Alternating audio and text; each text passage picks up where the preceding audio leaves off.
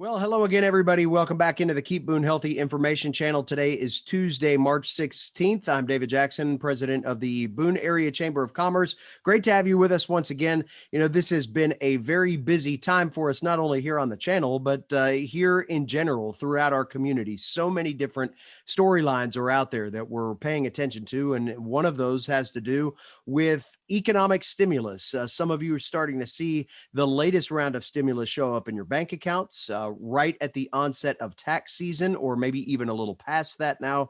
So I think it's a great opportunity for us to kind of check in and see what all of this means for us personally, from our business standpoint, and everything there in between. So we are fortunate once again to be joined by Brady Combs of Combs, Tennant, Carpenter P.C. here in the Boone area. Brady, thanks again for joining us. You are one of those folks that has the decoder ring that helps us make sense of everything that is coming at us here from an economic perspective. I know it's been a very busy time for you anyway, with tax season being here, but now you get all these new toys to play with from a CPA's perspective. So what can you tell us about where we sit with stimulus right now and its impact on our overall economic picture? Absolutely. Yeah, glad to be here. Thanks for having me. Yeah, we always get to keep things interesting. And unlike, typical changes with the tax code they try to make at other points in the year, this is obviously a very different change coming for lots of Americans with needs during the tax filing season. And so by necessity, they've made some changes prospectively to 2021, but they've also uncharacteristically been making changes to this current tax filing that people are getting ready to sit down and make for 2020. So I thought I would start there and kind of walk us through a handful of things to keep your eye out for at the individual level for what you may be doing with your current tax filing, and then move into some of the more popular questions we're receiving for prospective, tax credits and stimulus and things like that. Probably the biggest thing, the most impactful thing for a lot of folks that have maybe lost their job or for whatever reason have drawn unemployment. One of the biggest things that this American Rescue Plan Act has done is made the first $10,200 of unemployment compensation not taxable, which a lot of people don't realize that when you go and draw unemployment, that those dollars come to you on a form at the end of the year, just like a W-2, and they're typically taxed. And often people may not have dollars withheld, or sometimes they do. This year, I think the state has been doing a better job of encouraging people to have withholdings taken on their unemployment. Where we stand now is that there are a lot of people who have already filed their tax returns that have claimed unemployment compensation and filed them and had the tax assessed. So for those taxpayers, the IRS actually issued a statement and said that do not file an amended return yet, just hold tight. And that actually is going to prove true for several of the things I'll go over here this morning. This plan, the ink may be dry on this rescue plan, but the IRS hasn't made official stances on several of these items.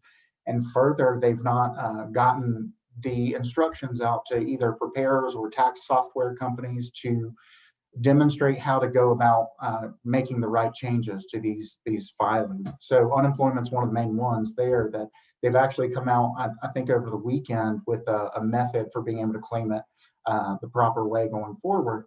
However, in our state of North Carolina, we don't know quite yet how North Carolina is going to handle this. The federal government has said we're not going to tax you on the first 10,200. North Carolina thus far has not taken a stance. So again, the advice here is perhaps to wait a couple of weeks and certainly pay attention to the news as you go forward.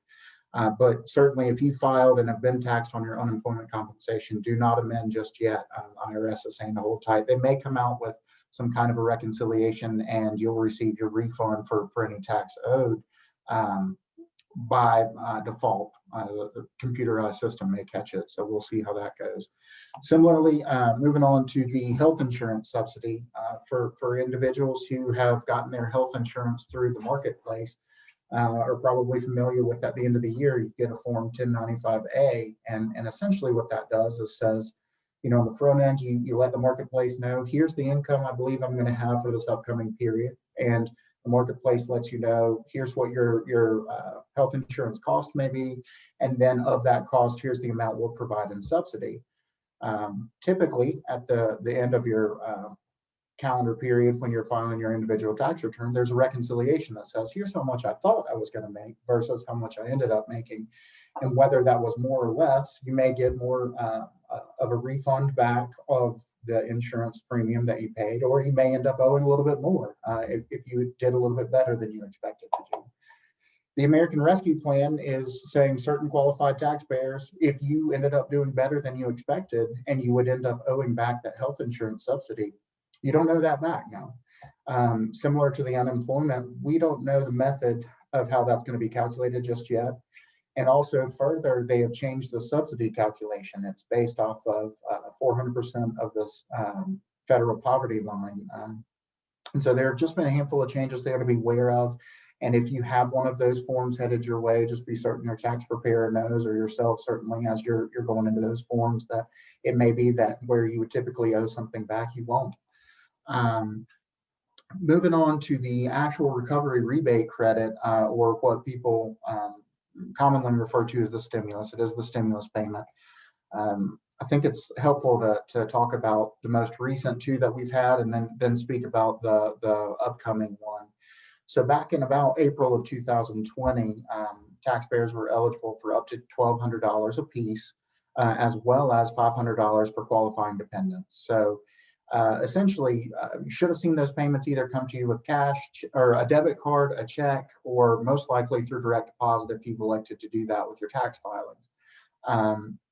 In that initial onset of those stimulus payments, a lot of people either had the incorrect address on file, maybe they had a child during the year, maybe your income changed. And there were some reconciliations that a lot of folks didn't receive what they should have received during the period. Long about when they were figuring those things out, there was another stimulus authorized and approved in early 2021, December 20 or January 21, for an additional $600 per taxpayer. Nothing for dependents at that point. So those two, the way that they're working, and counter to what a lot of people may believe, those go on to your 2020 tax filing. If you did get what you were supposed to get, then effectively there's no effect on your current tax filing. If you didn't receive what you were eligible to receive, then you're able to claim a tax credit and claim that at the time of filing. This new stimulus is very similar. It's $1,400 per dependent and per taxpayer. That $1,400 you should receive ahead of time, sometime in the coming weeks or months, either by direct deposit if you have that on file with the IRS, or by check or debit card in the mail. For all of those odd circumstances and situations where maybe a check is mailed and your address isn't current, or perhaps you made more money last year and weren't able to make the same this current period, and so you qualify, the IRS is supposed to be putting out a tool that is already there for the first two stimulus payments called Get My Payment. You can go to irs.gov and find that. They're supposed to be updating that tool to allow you to make some changes for things like that, the change of address, or even just to check on the status and see if the IRS believes you're eligible or not eligible. But generally speaking, if your adjusted gross income is below $75,000 individually, or $150,000 if you file jointly with a spouse, you should be eligible for those dollars. There is a phase-out range between $150,000 and $160,000, or $75,000 individual and $80,000 individual. If you go beyond that phase-out range, when I say phase-out, meaning if your income happens to fall in that $5,000 or individually or $10,000 joint threshold, you'll get a prorated amount of stimulus. If you go $1 over those thresholds, it is a steep cliff cutoff. So if you're $1 over that adjusted gross income, you will not be eligible to receive this stimulus payment. Moving forward to a really common question we're receiving right now is on the expanded child tax credit, which is a huge change over previous periods. They have now included a credit for up to $3,600 per child that is 6 and under. So $3,600. Now this is prospective. This is 2021. So this no longer is in your 2020 tax filing. But prospectively, you're eligible for $3,600 for children 6 and under. And then also $3,000 for children 7 to 17. And there was a change there that had been through age 16. So there are a lot of children who may have phased out and that credit no longer be available, that you get one more year of an expanded credit. Another large change here is that similar to these stimulus payments, they are now offering for this credit to come ahead of time. And, the way to think about all of these is typically you'd file for these credits with your annual tax filing. But because it's a stimulus payment, they're allowing you to take them in advance. That's why they're collectively referred to as the recovery rebate credits, the stimulus are. And then the child tax credit, they're making, reflect that similar process. So the child tax credit, they're saying as soon as this coming weekend that people may begin receiving checks for $300 or direct deposit, again, depending on what's on file with the IRS, per month. So they're talking about sending these payments out monthly, and the idea being to help folks along as they go and need these dollars. Again, the IRS is saying that they're going to put out a tool that will allow you to log in and let them know, hey, I do want this stimulus amount coming ahead of time, this tax credit coming ahead of time, or, I don't really need this money. Let's wait and see how my taxes end up and I'll claim the credit all at once again. Or perhaps you have children on the way. Maybe you just had a child that wasn't on your last year tax filing and you'll be eligible for this new credit. That tool will be available to go in and make those modifications and changes. A lot of this has to do with how expedited these payments can come from the IRS. They're behind processing returns where they were even this time last year at the onset of the pandemic. So, I think that it's realistic to expect some checks to go out, but that's going to be more rare this coming week. I think in the next month or two, we'll really start seeing more individuals receiving these advance payments. So don't be worried if you don't receive something immediately, or you hear that somebody else has and you haven't. It's going to take a little bit of time for these to roll out. And if you don't receive the first week or month's check that you're eligible for, it's not that you've lost out. These are all advanced recovery credits. So at minimum, you'll be able to claim them on your next year tax filing. But even still, more likely the IRS will allow you to log in, and then your first payment, whenever you receive it, will be retroactive and have those initial months of payments in there. So you may not get $300 for the first couple of months, and you may receive a check for $900 the third month, something along those lines, depending on how many children you have. Brady, before we jump too far into the business aspect of this conversation, one more thing on the child tax credit, because I guess it is the most drastic change from what we're normally used to. I think the common person will say, all right, so what's my tax hit on this? Is this something that you, if you take that cash now, it's going to come back and negatively impact your ability to ease your adjusted gross income in 2021? How exactly will that work? Sure, that's a great question, and fortunately, that's one of the few easy tax questions. So, since these are credits and since they are tax free, they are not includable in your taxable income. So, these credits occur after your tax is calculated. So essentially, these dollars are true stimulus dollars. They will not be taxed to taxpayers either currently or on the annual filing. And as far as adjusted gross income considerations, it's after that number is calculated. So effectively, if you qualify, is really where the concern needs to lie. And if you have had changes in either in your family structure, maybe in your income, certainly look after those things to be sure that what's on record with the IRS matches up to what you're eligible for. But from a taxability standpoint, there really should be no effect to most taxpayers, to any taxpayers. So I know we've talked a lot about the individual elements to all of this stimulus, but certainly there has been a lot of relief applied to business. There is some new relief that is applied to businesses here through the newest stimulus package. Can you give us just a quick hitter on where some of those things are, like PPP and EDA loans and other tools that may be available out there for certain business categories? Sure, absolutely. So our old friend, the PPP program, has been expanded again and more recently in I believe the rules went into effect in March. It was March 5th.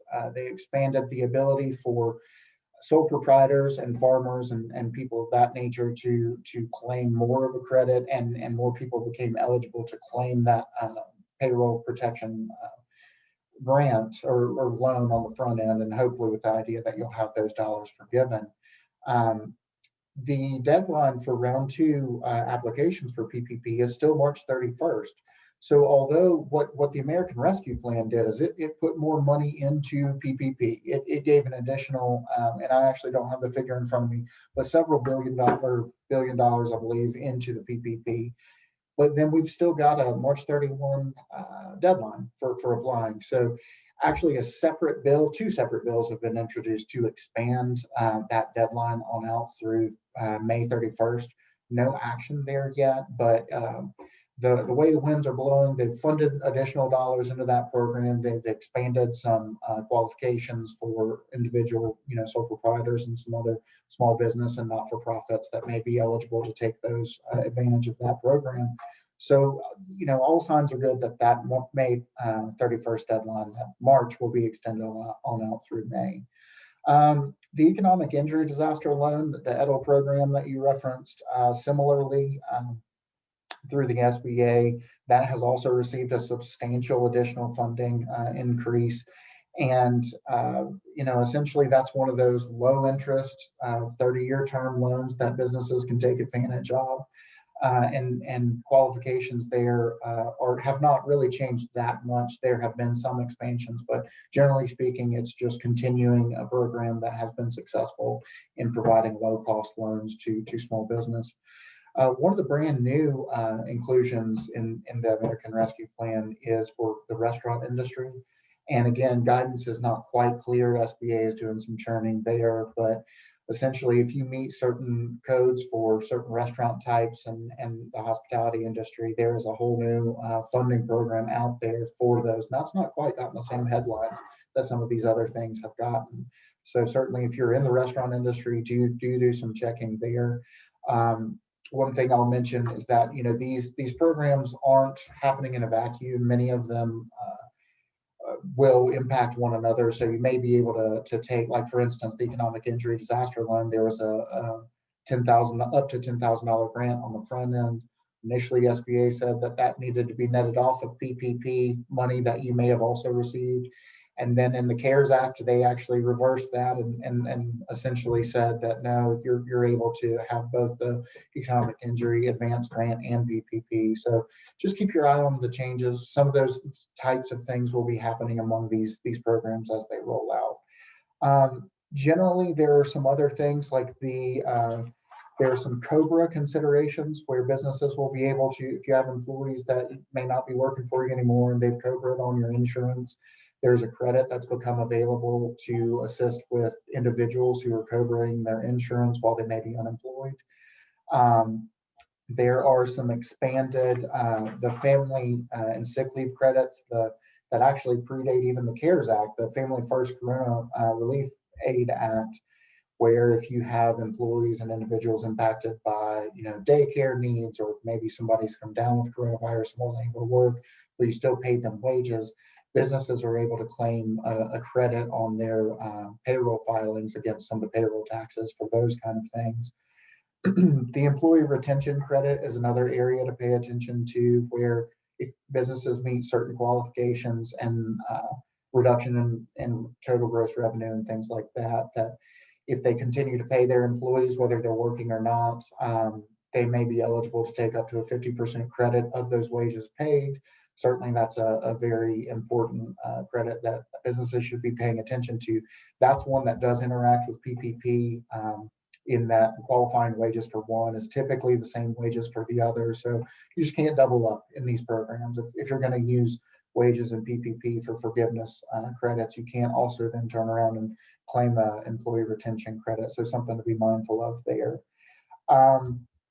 One that is sort of interesting and won't impact very many people, but I think it's an interesting one that a lot of people are asking questions about: student loans, and not necessarily business, but there are some individuals whose student loans are coming through for forgiveness in the 2021 period. And just for right now, and now there are a lot of caveats with this, but certain student loans, if you are under certain repayment plans with the federal government, once they're forgiven, that would typically come into taxable income, and that has been waived this year for some taxpayers. So again, not a huge segment, certainly maybe not for our population here, but you never know who may be coming under these things. So there are a litany of different things under this plan, things I've not even touched on, like funding for local municipalities and governments to assist with vaccination clinics and distribution of vaccines.